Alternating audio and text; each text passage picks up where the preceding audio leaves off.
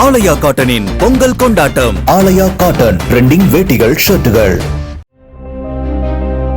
திருப்பூரில் குப்பை பிரச்சினைக்கு தீர்வு காணப்பட்டுள்ளதாகவும் பொது இடங்களில் குப்பைகளை கொட்டாமல் தடுப்பதற்கு 175 இடங்களில் AI தொழில்நுட்பத்துடன் கேமராக்கள் நிறுவப்பட உள்ளதாகவும் திருப்பூர் மாநகராட்சி மேயர் தினேஷ்குமார் தெரிவித்தார்.